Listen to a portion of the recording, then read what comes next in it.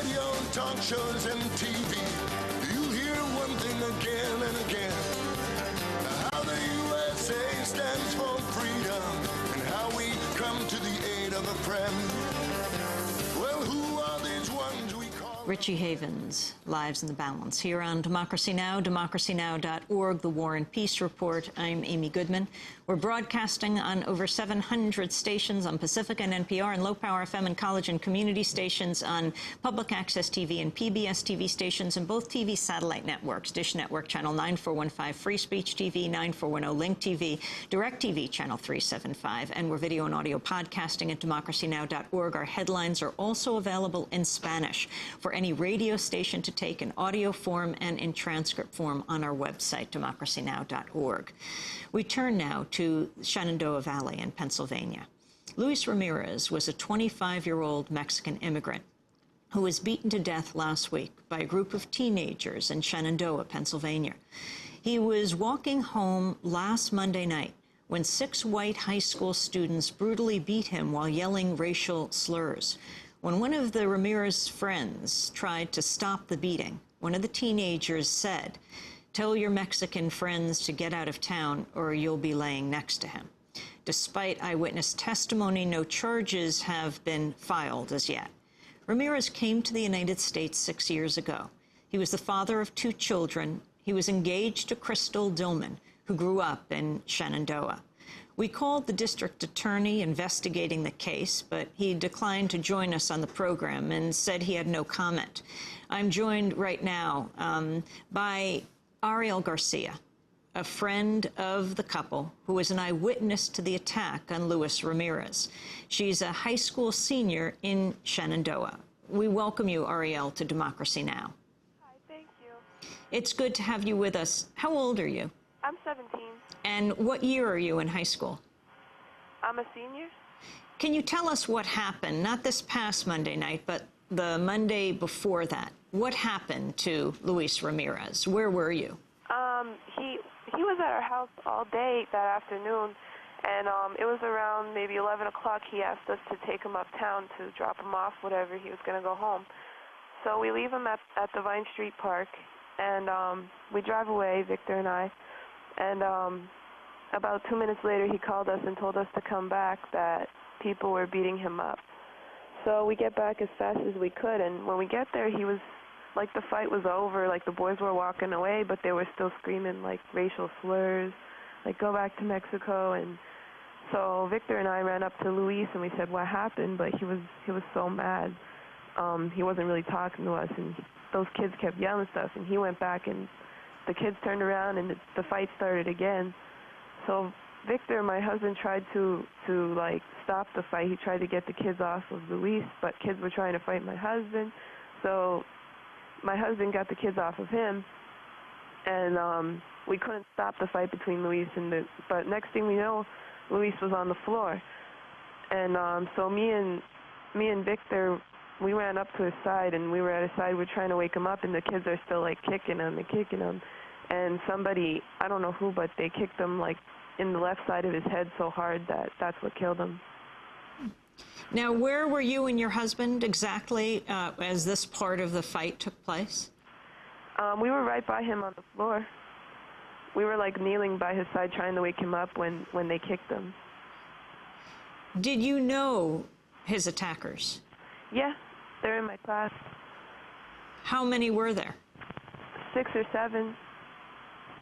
You knew all of them? Yeah. Can you name them? I don't think I'm allowed to name them. I'm sorry. Did you tell the police who they were? Yes. And what did the police say? Did the police show up that night? Yeah, they showed up. First the ambulance did, and they took our friend to the hospital. And about 5 minutes later, the police came. And I guess they were looking. I mean, we kept telling them where the kids ran, but they didn't run towards there. I mean, they kind of stayed where it all happened, and I told them the names and everything. And well, this was more than a week ago. Have they been investigating since? Yeah, and, like, still nothing. Why did they say, when you showed them the direction that the kids had run, why did they not go after them at the time? I don't know. They told me that it wasn't their priority right now. What do you mean, their priority? Yeah. Where was your friend at this point? Where was Luis Ramirez? He was gone. He was in the, on his way to be flighted. What was their priority? Did they say that to you? No, they were pretty rude. Some of them, not all of them, but most of them were pretty rude to me. What do you mean they were rude? Like, I told them where the kids ran, and they wouldn't go after them, and they told me that somebody said there was someone with a gun here, and we have to search your car, and they searched Victor, like, they put his hand behind his back, and, like, they put him Victor is your husband? Yes.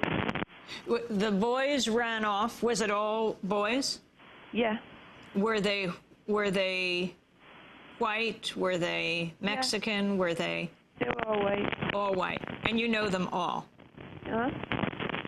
Have you seen them in school, or school is out, so you haven't seen them since? Yeah, no, I haven't seen them. I mean, one of the kids, he was just, like, playing. If you can talk as loud as you can, Arielle. It's a little hard to hear you because of the crackling of the phone. Speak right into the phone. Okay. Yeah, we have seen one of the guys, recently. We saw him in the backyard of his house playing as if, like nothing happened.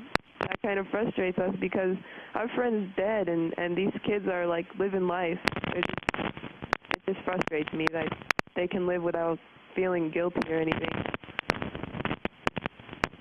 I just hope that the correct charges are pressed against them. Did you speak to any of these kids since you knew them, in the midst of the fight or afterwards? Did they say anything to you? Yes, after the fight, I ran after one of them and I said, "Hey," I said, "what did you do this to? Why did you do this to my friend? You killed him." And he said, "No, I didn't kill him. He's still breathing." And I said, "Well," and I smell alcohol, and I said, "Oh, you're drinking?" And he said, "Yes."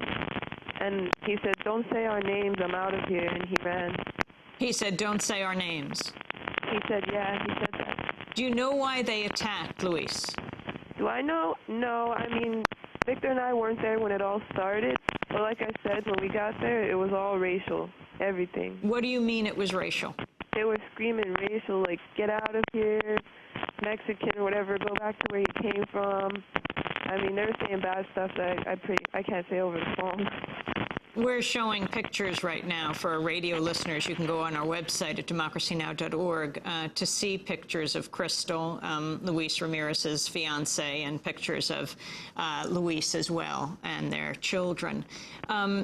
So they were shouting racial epithets. They were. What is the atmosphere in Shenandoah? What is the attitude to Mexican immigrants? I think it's most of the time it's okay, but there are times when there are racial slurs. I mean, with my husband, I've been with him 4 years, and I'm telling you, there are many times that I've heard people scream racial slurs to him. Like, I was pregnant with my son, and they told me, "What's that in your belly? Another person I'm gonna have to pay for? Another Mexican on welfare?" Like, stuff like that. It's disgusting. What do you want to see happen in this case? And how is Crystal? How is Crystal Dillman, Luis's fiancée and mother of his kids? She's doing okay. She's pretty upset, and she's frustrated that nothing has been done yet. She wants justice for her family, and we do too. We want justice for our friend. I feel like that wasn't his time to die.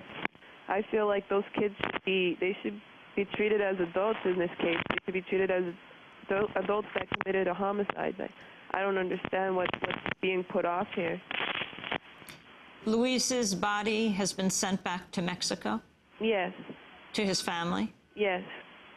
What has been his family's reaction, and where does he come from in Mexico?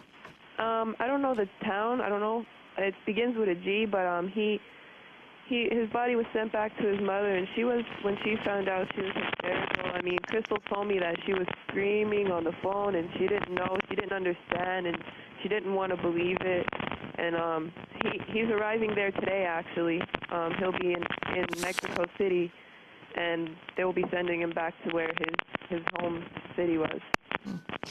Well, I want to thank you, Arielle, for joining us. Are you at all afraid of speaking out? Am I Afraid of what? Speaking out. No.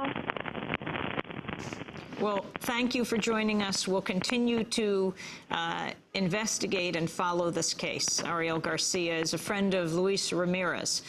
She witnessed the beating 2 Monday nights ago that led to his death. Arielle Garcia knows the people who killed Luis Ramirez. They're her classmates in high school. This is Democracy Now!, democracynow.org, the War and Peace Report. As we turn to our last segment today, to Afghanistan.